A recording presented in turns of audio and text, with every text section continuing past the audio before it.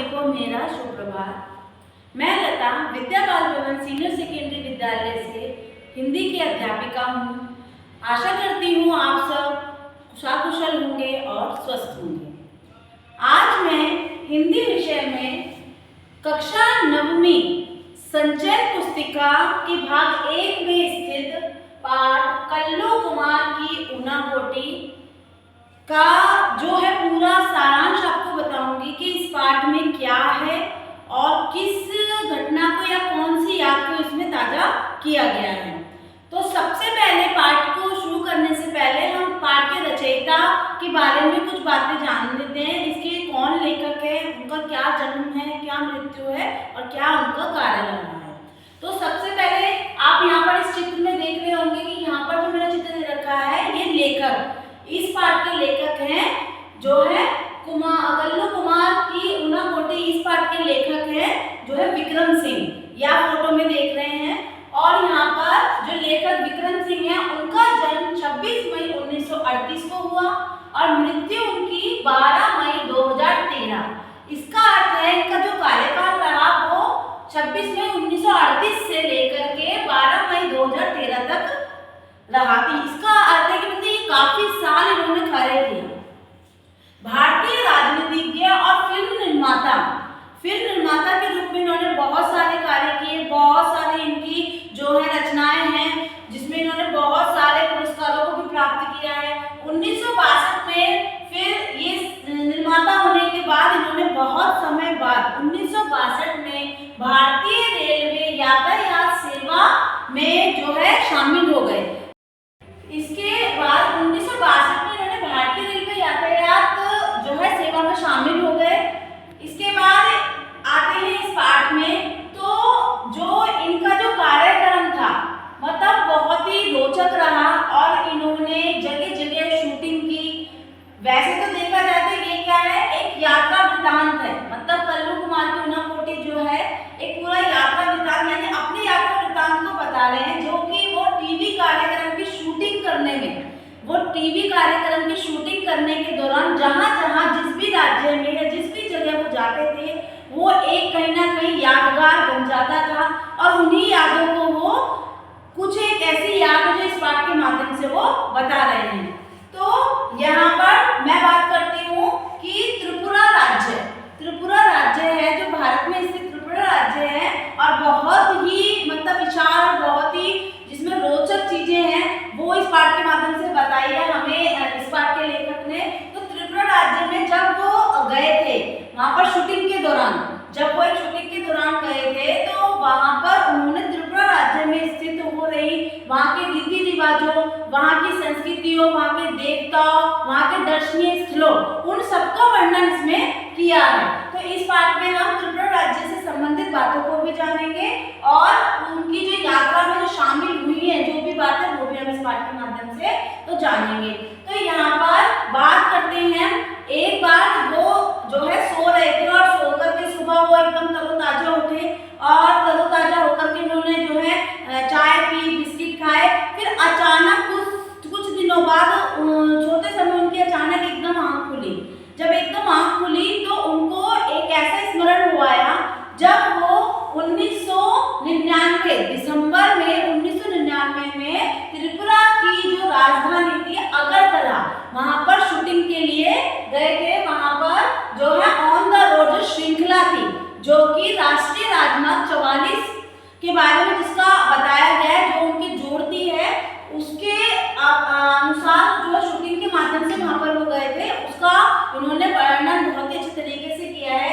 वो बताते हैं कि जो त्रिपुरा राज्य है उसकी एक बहुत बड़ी, भारत की बहुत बड़ी जो है आबादी को लेकर जा रहा है। 34% आबादी जो है त्रिपुरा राज्य में स्थित है और ये बांग्लादेश से चारों तरफ जो है घिरा हुआ है। और इसके जो चारों तरफ है स्थित जो शहर हैं बेलोनिया, सोनमुरा, सबडूम, कैलाश शहर, यहाँ पर आप इस मानचित्र में भी देख सकते हैं कि इस मानचित्र में भी दिखाई दे रहा है कि चारों तरफ के जो शहर है वो कौन कौन से स्थित हैं। तो इन सब के बारे में बहुत ही अच्छा वर्णन किया है, कैसे वो इन जगह जगह जाकर के शूटिंग करते रहे और जगह जगह उन्होंने मतलब देखी चीजें और उनको कैसे बताते थे। तो इसके बाद उन्होंने बताया कि जो त्रिपुरा राज्य है वो अपने आप में ही एक बहुत ही सुंदर और बहुत ही अच्छा राज्य है, जिसके अंदर बहुत सारे 19 अनुसूचित जनजातियां स्थित हैं। और इसका थोड़ा दुखदाई जो बात है वो ये है कि ये क्या है, इसमें बाहर की बहुत सारी ऐसे लोग आकर के जो है इसमें सम्मिलित स्थित हो गए हैं, जिसकी वजह से इसकी आबादी बेतरतीब बहुत ही ज्यादा बढ़ती जा रही है।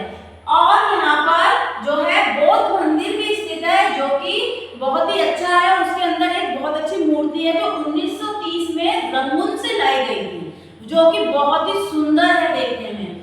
फिर वो बताते हैं कि यहाँ पर जो इसकी त्रिपुरा की राजधानी है अगरतला, वहाँ पर वो शूटिंग 1996 में जब शूटिंग के लिए गए थे, तो उस दौरान जब राष्ट्रीय राजमार्ग 44 पर वो उस श्रृंखला को बना रहे थे, तो वहाँ पर जो है जगह जगह वो क्या है घूमने के लिए, भ्रमण के लिए गए। तो वहाँ पर एक टिलियापुरा कस्बा जो था वहाँ पर भी वो गए और वहाँ पर उनके एक बहुत ही अच्छे संगीतज्ञ से जो है उनकी मुलाकात हुई, हेमंत जी। तो हेमंत कुमार जी से उनकी मुलाकात हुई तो वो उनसे मिलकर के उनको बहुत ही ज्यादा अच्छा लगा। ऐसे ही वो फिर उसके आगे वार्ड नंबर 3 में स्थित है, जो कि अगरतला में मंजू स्थान में जो है वहां पर एक जो है मंजू थी, वो क्या है ऋषि, एक ऋषि दासी थी, जो कि एक मतलब औरत थी और उनसे मिलकर उनको बहुत ही अच्छा लगा। वो एक व्यापार करते थे जूतों को बनाने का और जो टूटी फूटी चीजें होती है उनको सही करने का।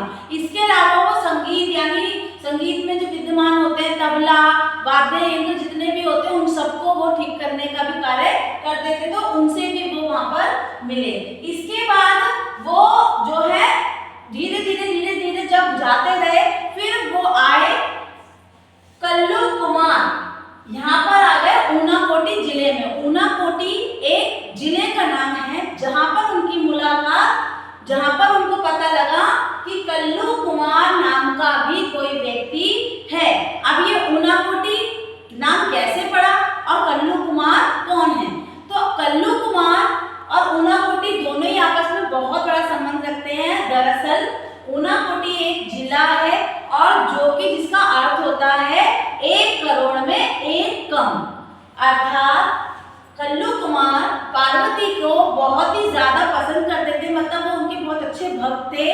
तो वो चाहते थे कि वो शिव जी और पार्वती जी के साथ कैलाश मिलकर जाएं, उनके साथ कैलाश पर्वत पर जाएं। लेकिन उसके लिए शिव जी ने कल्लू कुमार से एक शर्त रखी, यदि वो जो है त्रिपुरा राज्य में अगरतला में जो है शिव की 1 करोड़ मूर्ति एक रात में बना देगा तो वो उसे अपने साथ कैलाश पर्वत ले जाएंगे। कल्लू कुमार ने ऐसा ही किया, उसने पूरी रात जो है शिव की 1 करोड़ में 1 कम मूर्तियां बना दी, सिर्फ एक मूर्ति ही रह गई थी बनाने के लिए। तो जिसके कारण जो है कल्लू कुमार को शिव जी अपने साथ कैलाश पर्वत नहीं ले गए। जब से ही ये कल्लू कुमार की ऊनाकोटी यानी कल्लू कुमार की 1 करोड़ से कम जो मूर्तियां हैं उसके नाम से ये प्रसिद्ध श्रृंखला बनी हुई है। आप देख सकते हैं, यदि आप कभी जाएं तो वहां पर देखना बहुत सारी शिव की प्रतिमाएं बनी हुई हैं अलग अलग, जो कि देखने में बहुत ही अच्छी है। इसका भी वर्णन उन्होंने इसमें पाठ में किया है, विक्रम सिंह जी लेखक जी ने। तो ऐसे ही उन्होंने अपने जो है शूटिंग वाले जितने भी स्थान है उनका कहीं ना कहीं स्मरण हो जाता है, तो वो पाठ के माध्यम से अपने इस वर्णन को करते हैं। ऐसे ही फिर आगे जाकर के कुछ दिनों बाद उनको अपनी 3 साल पहले की घटना याद आ गई, जब भी वो शूटिंग के लिए गए हुए थे। तो ये इस पाठ में दे रखा है। मैं आशा करती हूँ कि आपको इस पाठ का पूरा सार समझ में आया होगा और आपको ये समझने और इसके उत्तरों को करने में भी बहुत ज्यादा लाभदायक सिद्ध होगा। इसी के साथ मैं अपना वीडियो समाप्त करती हूँ। धन्यवाद।